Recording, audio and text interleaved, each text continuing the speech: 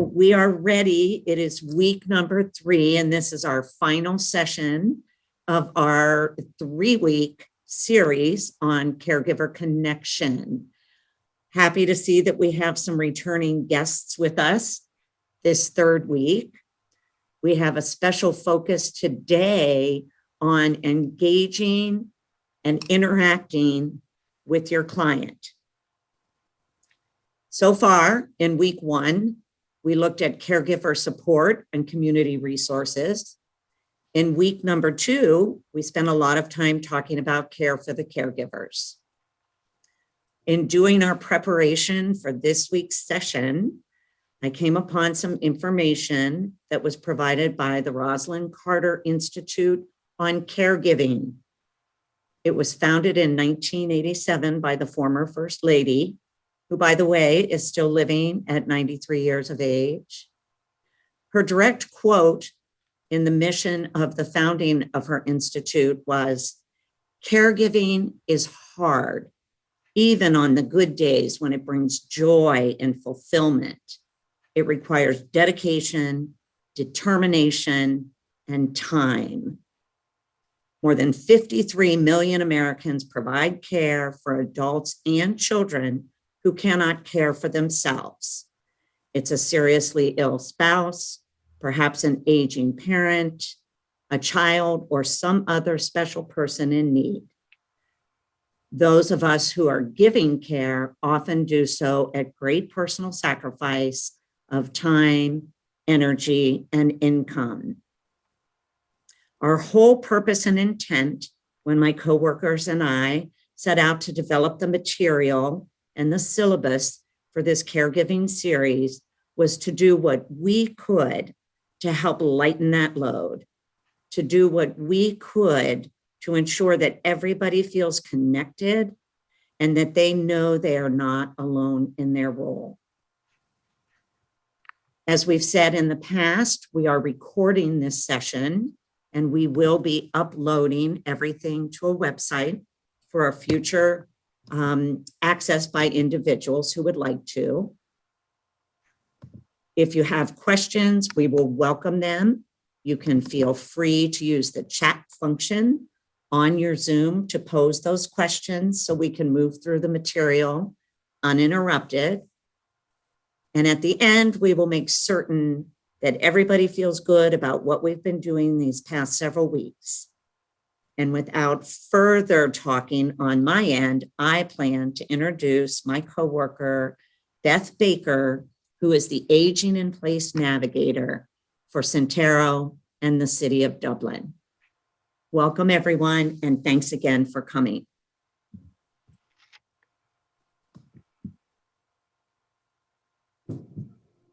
Hello.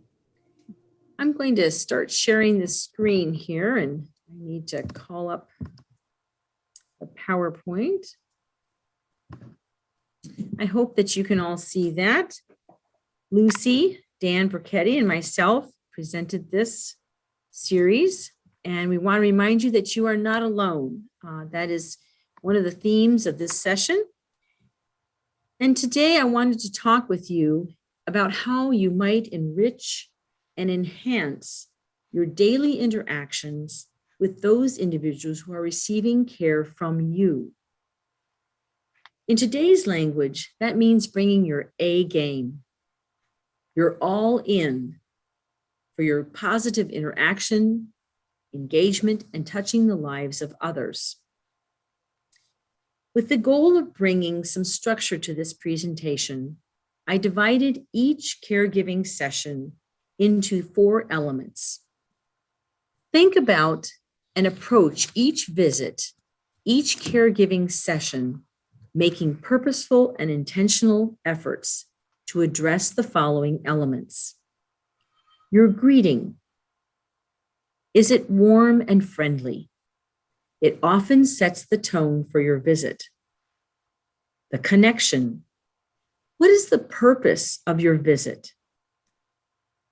Movement, some range of motion and exercises to engage the body at every visit is vital. And fun. We all have burdens of the day. How can you lighten the load of another one, the care recipient or your loved one. Each interaction with another human being includes a greeting, a smile, a wave, a hug, or embrace. When you enter the presence of another, you enter their space. Take a moment to check yourself. Do you have a smile on your face? What's your demeanor? Are you feeling rushed, tired, frustrated by the traffic or the cares of the day? Take a moment, do some deep breathing, and enter the space of your care recipient, the one who you are caring for. Come with your A game on and your best smile and be all in for the best interaction possible. I love this vision of two people greeting one another in the rain. They are all in. The little mouse in the tulip, how precious is he? He's cold, he's scared, he's trapped by a storm where he found shelter in the tulip. He's waiting for a friendly smile. He's waiting for the sunshine. Smile, have warmth in your voice. Give them a hug if you and they feel comfortable. It might be the only touch they receive all day, perhaps all week. Hold their hand. Say, I'm so glad to be with you today.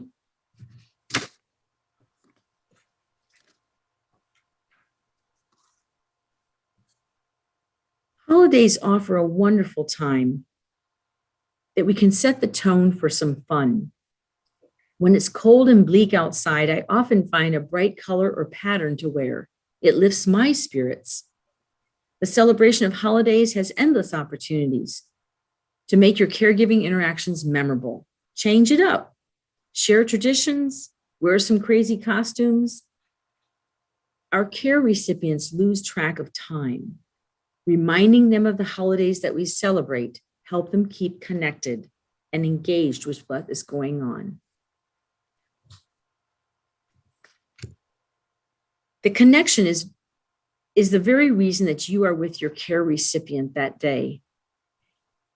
The activities of daily living, brushing your teeth, changing your clothes, using the bathroom, going to the doctor, shopping for groceries, cooking a meal. These are all activities of daily living, and the connection, the reason that you're caring for your caregiver recipient or your loved one. You may have multiple tasks, and if you're a family member, the tasks never end. It's part of your day. It's a part of your life. To give them a bath, make a meal, transport them to the doctor, whatever the task may be, try to enhance the experience and engage your care recipient. Make it memorable. For when you leave their space, your care recipient has the memory of your visit, and I do know it makes a difference.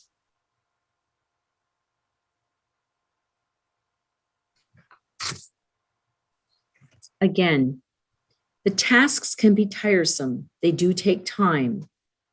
If you're giving them a bath, can you talk with them as you prepare the warm water? Sprinkle the perfume in the room, maybe some lavender soap or fresh flowers. How about giving them a heated towel from the dryer? Have you ever spoiled yourself with a heated towel? Believe me, it's memorable. It does take effort. And after all, you're on your A game. I know that we often just want to get the task done. That's kind of an execution of the task. We're executing this task, that task, one right after the other. But if you could change your mindset to think about the caregiving as an experience rather than just executing the tasks, you'll have a better positive experience for you and the one that you love. I put this chart together for a presentation that I did on the senses. Our bodies are wired to take in information and process it. Our ears, our eyes, our tongue, our skin, and even our spirit. Too often, we come into the presence of someone with the shades drawn, the windows closed, the covers pulled up. Are they taking any information in with their senses, or have they shut themselves off? Are they like the little mouse that's waiting for the sunshine? This individual, that little mouse that's peeking out, can you help them smell the fresh air? Can you see the birds and the clouds in the sky? Each connection that you make with your care recipient can be stimulating and memorable. If your task is to make lunch, let them lick the peanut butter off the spoon. Let them smell the cinnamon and ginger if you're making cookies. Touch.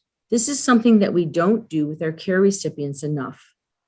Put on hand lotion and rub it into each little finger. Give them a massage on their neck. As an activity director at a senior living community, I was known for scratching the backs of care individuals I came in contact with. I learned to ask, "Do you like your back scratched?" And 9 out of 10 times, this was the highlight of their day. It made me feel good to make them feel good. Feelings, their spirit. Speak to their spirit. Tell them a joke. I have one for you today. Why did the raisin go out with the fig? Because he couldn't find a date. And the other one that was told last night, I remember, what did the bad egg, what happened to the bad egg at school? He was expelled. So just find a joke and make people laugh. Share your life with them. Have them share their life with you. Read the daily comics, laugh, cry, and pray with them.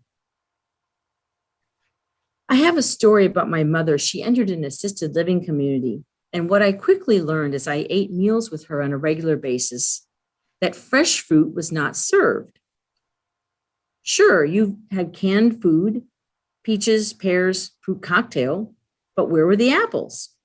The oranges? I started a Fruit of the Month club. I brought fresh peaches, apples, strawberries in season to her dining table. Why don't they serve fresh fruit? In assisted living, it takes too much time to wash and cut and serve because so many people cannot bite into an apple. They can't peel the orange because of their arthritis. Remember caressing the fuzz on a fresh peach? Wow, that's memorable. Bring fresh fruit. In this slide, and it can be made available to everyone, there's just some ideas. So many people have iTunes or a playlist that they can play music. I love the one, it's the I Spy, the junk drawer. Bring the junk drawer out. There's so many treasures in a junk drawer. Just plow through it and have them tell you about some of the things in it. Sight, sound, taste, touch, smell, and your spirit, the senses. Try and touch upon them. We all hear about art therapy and music therapy and pet therapy and the science behind them. Do you do them? Do you have a talent to share with your loved one and your client and make it memorable? Movement. Each visit with your care recipient, your loved one, should incorporate some kind of movement. The body was made to move. Each of your visits should contain some planned and dedicated range of motion exercises. Too often, our care recipients and loved ones are left to be sit and idle. Encourage them to move and stretch and challenge their body. They will be forever grateful to you as daily exercises will become more easily performed with toned muscles that have been challenged to move. Idleness is deadly. The body must be challenged to move. Simple routines such as rolling your shoulders, your ankles, and your wrists have huge benefits. A physical therapist once told me that the best movement and most productive is to rise up from a chair to a standing position. Ask your care recipient, your loved one, to stand up in their chair. Try and do it 10 times. If you need to have assistance pushing off on the arms of the chair or putting a pad underneath them to rise up, those are all accommodations that can be made. This is a quick 10-minute exercise routine that you can do with your care recipient. Rolling your shoulders, circling your arms and wrists, twisting at your waist to the left and to the right. If you hold the back of the chair and raise up on your toes and back on your heels, gently look to the right or the left and move your neck. Those are all wonderful exercises that can be done in 10 minutes. Each day, try and challenge yourself and your care recipient to do them. Fun. Never lose sight of childhood fun. Laughter and playfulness make the soul sing. Play hard, laugh harder, make fun in every visit. If you're shaving your loved one, maybe put some shaving cream on your nose and just make some faces.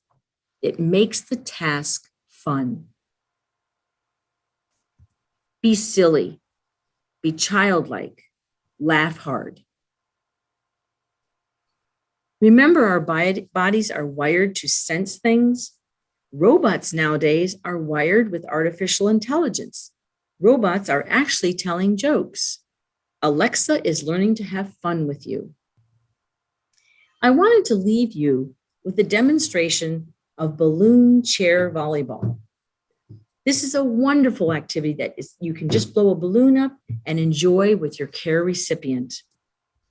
This activity can be done with Parkinson's patients especially, and I'll tell you why. The body is wired to sense and take in information.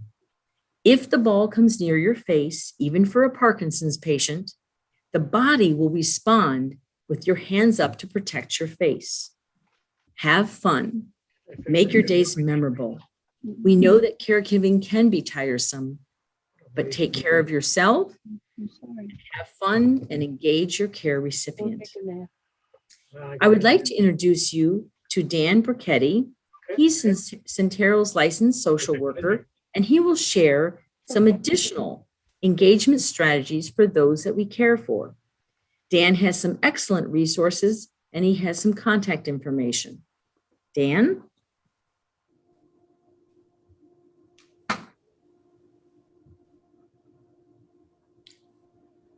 Hello, everyone. I'm Dan Burketti at the Syntero Caregiver Consultation Program. And I would like to talk to you about some additional strategies and activities that you can do with the person you're caring for. Some of these activities I've done myself when I've worked directly with older adults in community centers, retirement centers, and I've even done this with family and relatives. And it's called reminiscing. Sometimes it's also called life review therapy, which means looking back over one's life, going back maybe to even early childhood years and talking about those years. So reminiscing, telling stories about growing up, school, work, play, military service, family vacations. So telling a funny story about something that happened maybe on a vacation on a lake somewhere that you remember going to. And then you could add to that by looking at photo albums, pictures or photos from that, from your neighborhood or the vacation destination, something memorable. There's a lot of history in photo albums, a lot of memories, and going back, go page by page, go slowly, just go and look at each picture on each page. And relive that event. It's very rewarding, enjoyable, and very relaxing. It's a great way to laugh. I like to go back and look at photo albums and remember things that I did with my family and friends. And there's even back as far back as the 1950s. It's interesting to see photos from the 1950s from neighborhoods that I lived in. I lived in 3 different states. So photo albums. Letters, postcards are a great way of reminiscing and life review. You might find them in different places. You may have to go and search closets and drawers, and then maybe organize it in a way so you can go back to it again and over and over and over. Maps. I've used maps in my work with older adult clients. And looking at different towns and lakes and rivers and and mountain ranges, places that you travel to. So maps can aid in that reminiscing and life review. Souvenirs that you've collected over the years from traveling, or maybe it could even have been something you did at a county fair, the state fair, an art and music festival. So something that was maybe close to home, as well as travel souvenirs from vacations. And then collections, stamps, coins. I have baseball cards from the late 1960s and early 1970s that I like to pull out and show friends and family. Very rare cards, some of which I think are also valuable. So yeah, collections that you may have. It might be a knitting and crocheting that you did, a quilt that was made many years ago. So arts and crafts type things that were made many years ago, as in the art of reminiscing. And then food, looking at recipes, talking about what is involved in making a particular type of favorite food, all the work that goes into it. I know in my family, we love to talk about making ravioli, all the long process, hard work of making ravioli, how much fun it is, hard work, but in the end, it's worth it because it's a great food to eat. And so talking about the whole cooking process can be, because you might remember something you did when you were early childhood years, cooking with parents, aunts and uncles, older brothers and sisters, making homemade ice cream. That's something my family did when I was growing up. And we love to talk about that whole process of making homemade ice cream. And now, because some places are still closed or only slowly reopening, virtual field trips are a great way to spend time with the person you're caring for. And here's some examples that we thought you might be interested in. The Columbus Museum of Art, the Franklin Park Conservatory, the United States Air Force Museum in Dayton, Ohio. Many places. You could even try the Baseball Hall of Fame in Cooperstown, New York. Other museums that might be of interest to you, parks. And here's some additional websites that you might be interested in: Columbus Metro Parks, Ohio State Parks and Forests. It takes time to explore each website, but as you do, you might find something that you can engage in on a computer, laptop, desktop computer. So travel is very popular now. A lot of people like to find travel destinations. So explore that when you have the time. And then additional help for caregivers is available through Syntero Cares, the Caregiver Connection hashtag, Caregiver, and self-care. If you have an opportunity, explore all four. Start with Syntero Cares, because at Syntero, there are many programs, services for people of all ages, older adults, caregivers, as well as other age groups and populations. So start there and then work your way down and navigate. You'll find information that can help you directly, help you as a caregiver, help the person that you're caring for. And also books about caregiving written by caregivers. Oh, yeah, books about caregiving written by caregivers and caregiver websites. These books that you see here on this list are books you can get at libraries and bookstores. And this next slide shows where Syntero is located, our 4 offices: Dublin, where I am right now, Mill Run area, and Lewis Center is in Delaware County. And then our northeast office is on Agler Road near Stelzer. None of the offices are open at the moment for counseling sessions face-to-face. Everything is telehealth and video health. And then this is my contact information. If you are a caregiver and you do need to talk about caregiver-related concerns, you have questions about caregiving, please feel free to call me at this phone number, and you could even call after 5 o'clock. And at this moment, just want to see if anybody had any questions, any comments at all about anything that Beth said, anything that I've said, anything that Lucy has said. And okay, so now I'm going to introduce to you Lucy again.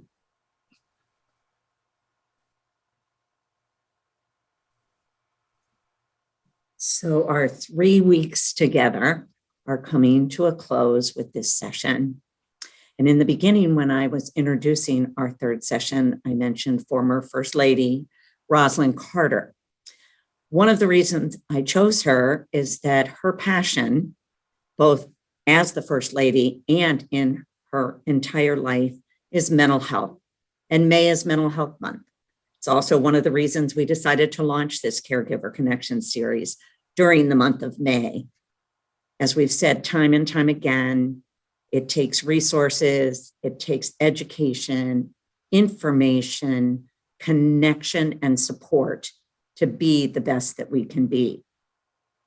I love this quote that there are only 4 kinds of people in the world: those who have been caregivers, those who are currently caregivers, probably some of you, those who will be caregivers, and those who will need a caregiver. In any one of those scenarios, we hope that the information we have presented and that we will continue to follow up with you on will be helpful to you in that role. Wanted to give a couple of reminders as we get ready to close. We will be uploading all 3 sessions. It takes a little bit of work to do that, so please be patient. We need to compress files and make certain that we give you all of the information at one time. We will also follow up, as we said, with some pertinent handouts that might be most helpful for you to have in a paper scenario so that you can refer to that. We are all available to connect with you. You're available to each other as connecting points, and we're thrilled that you've spent this time with us. My final words to you are this: not all superheroes wear capes. Some are called caregivers. The illustration that you see was named My Personal Superhero.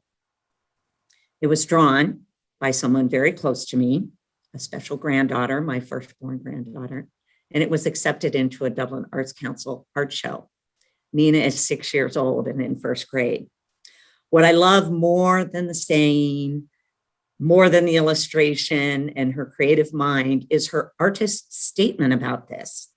She said, "I like superheroes because they use their powers to help people." Beth, Dan, and I know that you are superheroes.